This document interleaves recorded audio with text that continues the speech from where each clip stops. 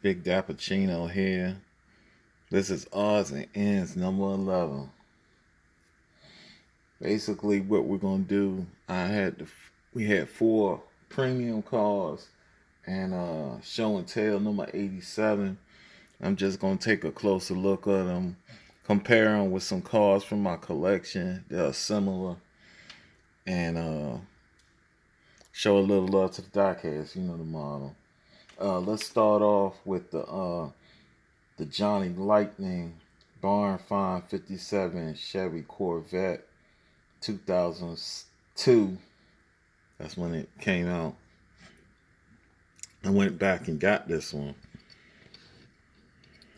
noticing it's having some rolling issues too. Some Johnny Lightnings and stuff have rolling issues for some reason. Just noticed this. It's like leaning to one side and stuff. It's like a cast issue.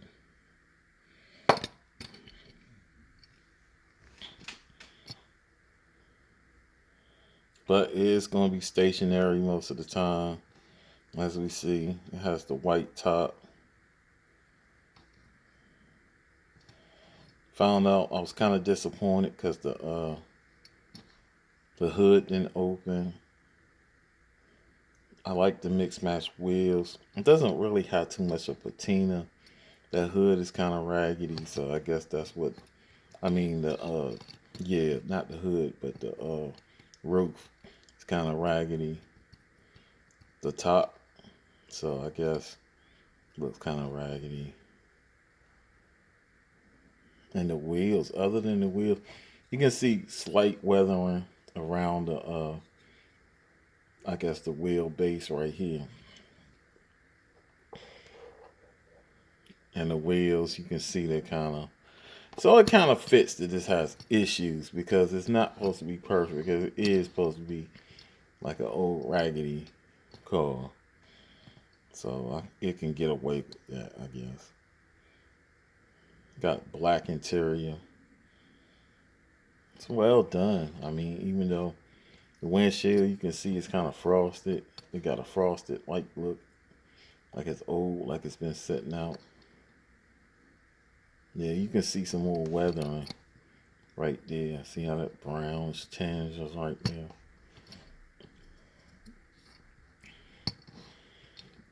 This is not the only. I think only have one up here. Of course, this is from a past video. This Oldsmobile that does not have an engine. It's a not an Oldsmobile. I'm sorry. It's a Buick, the Buick GSX, which came out before the was the Buick GS. I think it's just GS. It's not a GX. GSX. But it's just a Buick GS. 455, I think.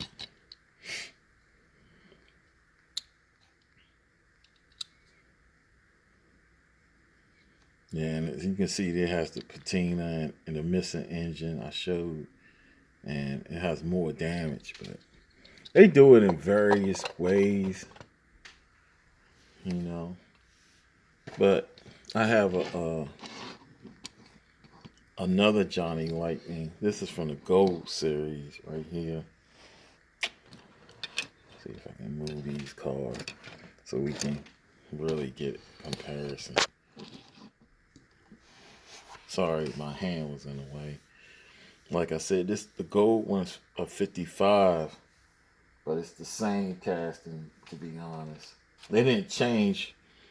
The fit car didn't change really until 1958, so they can get away with using the same casting. That's when it had two, I should say, a twin set of double headlights. And this one right here is from the Gold series. Like I said, the copyright says 1999, but I think I remember on the card it was from the early 2000s. I don't remember. I still don't have the card with me. But this one, as you notice, has the opening hood. And I do not know why they didn't do this. And it's noticeably older than this one by probably a year, maybe two. So I'm wondering why they didn't do it with this. I was kind of disappointed by that. And it has these up here. I don't know what that is. Is that some kind of lights or something? Signal lights. It's not on this casting. And this casting is convertible. So you get to see the interior, which is pretty sweet. Even though it could have been black, the contrast. That stick shift look kind of corny. No. Interior kind of look like a more detailed Matchbox, to be honest. Or a Tomica, I guess. The wheels on this one is prime. Look, nice chromes.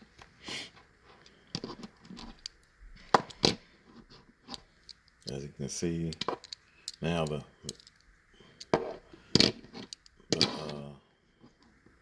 hood is closed because I hit it, which I'm not going to open it again. And this one has the license plate. They didn't do nothing with the license plate. Did they do something right here? No, you don't even see a license plate. So, they failed on that one. Grill is interesting. This grill is better.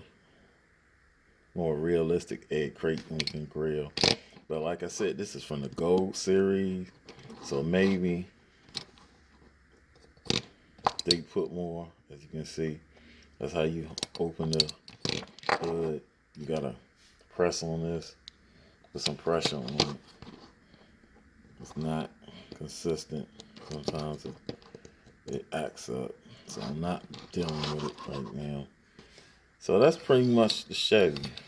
Did I do the tail lights? Tail lights is pretty much similar. These tail lights are different because this is the 55. These tail lights were changed slightly. The 57, that's one of the slight changes to the car too. They did the tail light change. I think that happened in, I want to say that it had 55. I think it did happen in 56 or 57. One of the two. And then they finally did the last change to this first generation. Put the dual headlamps up there. That's all for the Chevy because I'm taking up too much time. It's a cool casting, man. I like to go back sometimes. Sorry, I showed y'all too much of that tabletop. I like to go back sometimes and get older castings, and because the craftsmanship is so much better. To be honest, seem like you got more for your buck back in the older times.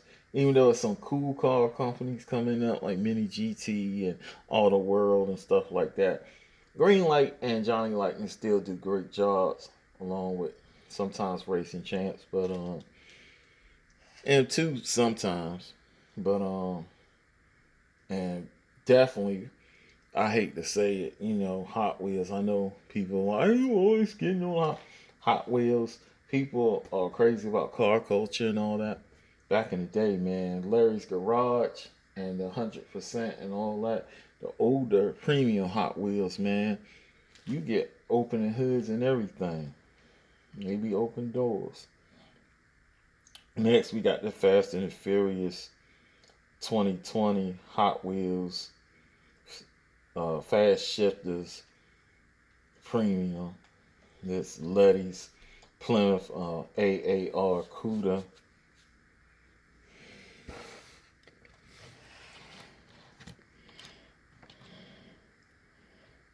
It's just pretty cool for, I guess, what it is. Nice paint job. Nice headlights. It's very wide. I give them that. Wide and flat. They got the hood pins up there. It's got a lot of detail. Indicators. Nice headlights. Nice tail lights. Even though they dropped the ball on the tail lights because her car does not look like this in the movies. She has 4 round tail lights that were custom, I guess, put on her car. Even though it's a 1970, I think she has 72 or 73 tail lights on her car in the movie.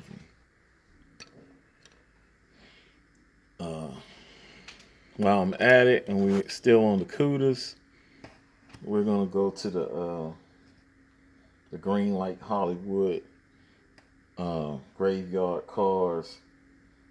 Just came out this year, 2020, 1971 Plymouth Cooter 340. And it's black and it's matte type paint, so it's attracting dust already. Even the hood is kind of metallic-y. I guess the top is like matte. That's interesting. It's like a matte finish on the roof. And the body is like, it's like kind of like a metal-y paint. And it has like a ghost effect. I like that. It's kind of like a ghost effect with the 340.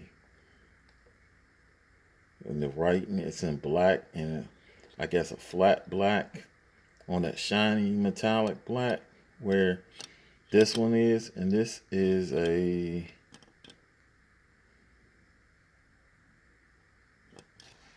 comparison. This is the Greenlight Hollywood Graveyard Cars 2, the lime green one.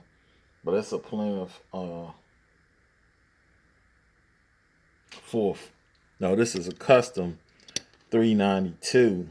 They put a Martin 392 in here, and they made it a Hemi 392. And this came out in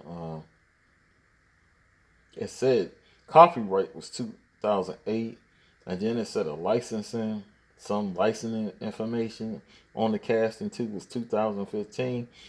But I remember getting this car in last year, probably closer to the year before, somewhere around that area, near the end of the year or beginning of the next year. So it's either 2018 or 2019, I think, from the card. And as you can see, compared to this, they both are probably the same casting. So,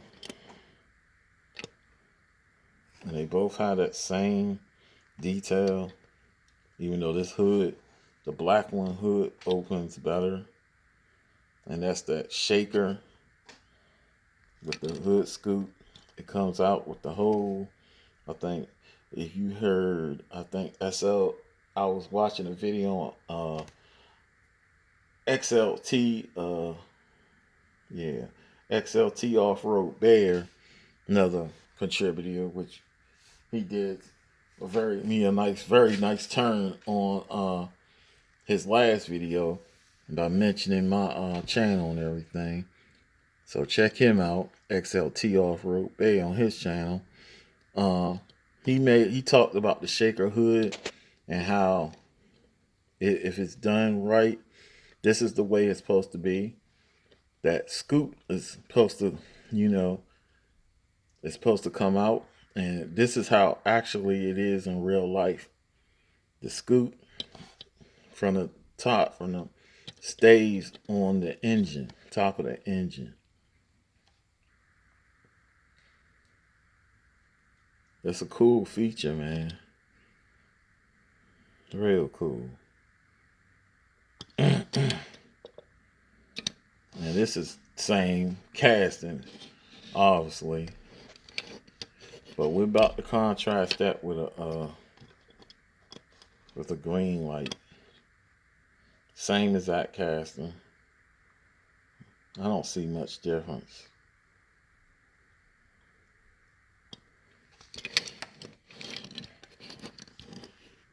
Definitely in the wheels.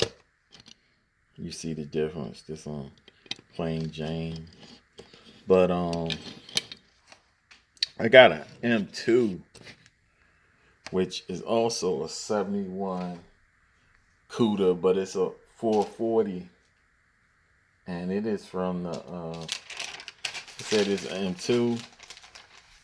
And it is from, I think, I forgot the series, but it's a limited edition one. I don't remember how many units were made worldwide, but I got it like 2019, but I think it came out in 2018. And as you can see, the hood and the door is open on this bad boy. This is probably one of the best M2s I got. And I had some good M2s, and I had some terrible M2s with terrible build quality. Look at the interior on this bad boy. The scoop. Like I said, the doors open and the hood opens. And it has lens tail lights.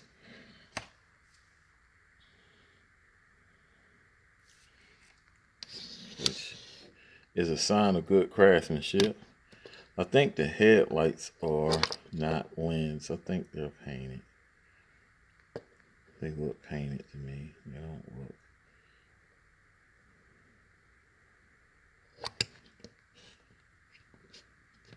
But that's just a contrast, man. As you can see, everybody was on the end game.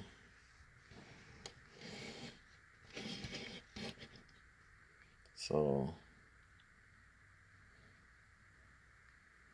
the Greenlight or the M2 is pretty cool. I don't know if I have a Johnny Lightning. I don't have a Johnny Lightning Hemi Cuda. If I do, it's probably put up in the part of the collection that I'd put up. But yeah, they Greenlight and M2 knocked that out the park.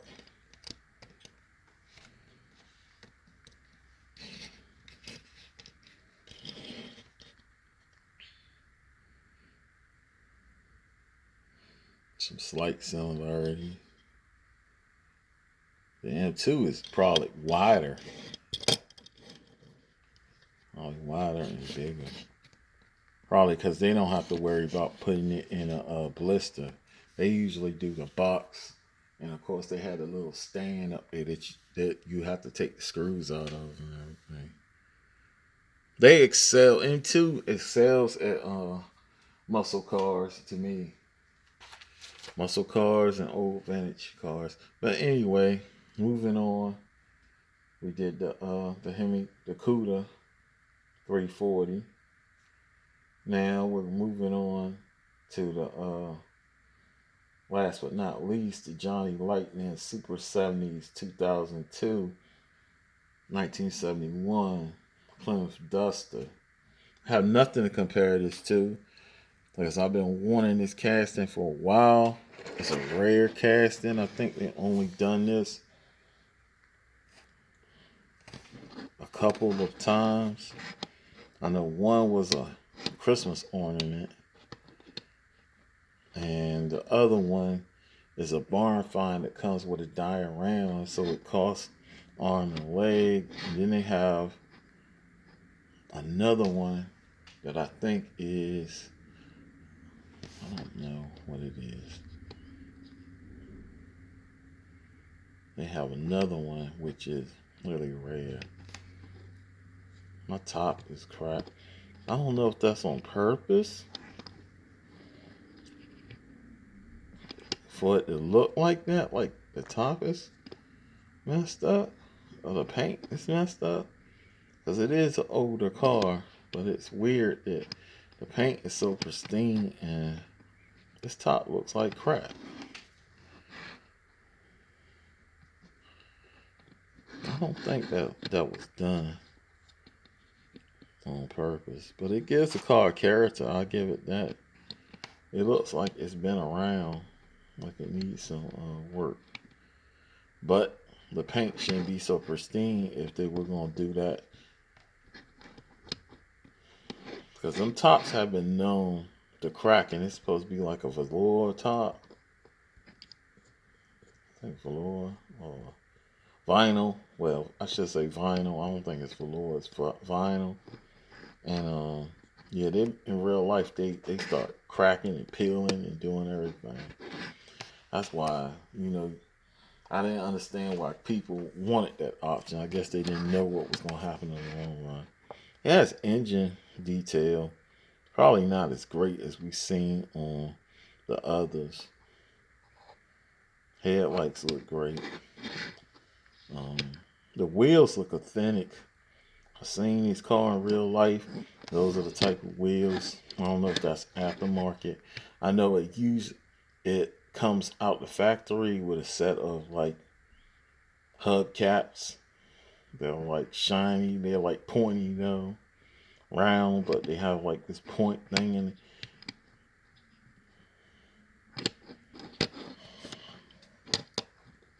And the tail lights. Yeah, it looks just like a Duster. I wonder, did they ever do the Demon? Yeah, the Demon was an older Dodge version of this. Yeah, they didn't just come up with that Demon for the Challenger as an ultimate Challenger. Well, it was the ultimate Challenger till they put out the Red Eye, but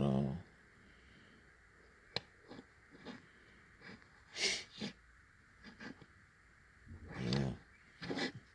My main interest in this car, one of the things is the movie Dazed and Confused. The character that Ben Affleck plays in the movie. When they're going around, you gotta see the movie. I don't want to give it away, but they go around chasing the freshmen, and he's one of the ones because they're high school kids, and it's like the first day of summer or something like that. And kids just get out of school, so they graduate from junior high.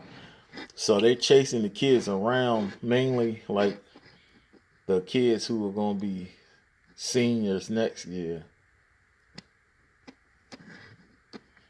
That's their thing at their high school, and they know what kids are going to be freshmen.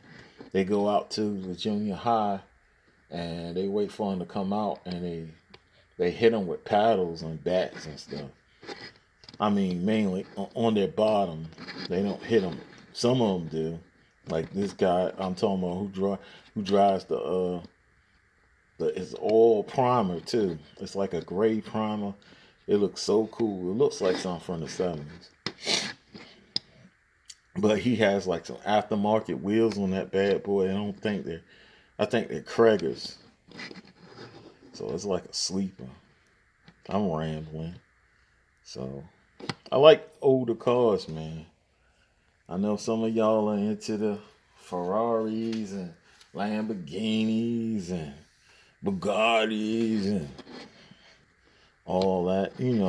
That's cool, but I don't know. It's something about these older muscle cars, even older JDM cars, even some older European cars. I don't know. The older cars to me have character, especially ones from the like 50s to the 80s.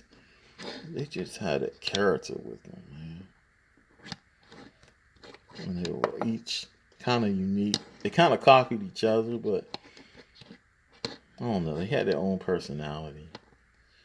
With that said, man, like I always say, not the best diecast channel, but not the worst either. I hope my camera angles haven't been too weird. Trying not to. I need to get a tripod. That's what I need to get. Somebody said. And they're correct. I'm really doing this on amateur status. But like I always say, like I said before, not the worst. Like ass channel, not the best either. For the random viewers, I hope you decide to like this content and hit a like button, hit a notification and subscription button. and have access to all the content for my subscribers.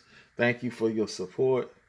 Until the next video, this is Big Dappuccino signing out. This is Odds and Ends, number 11.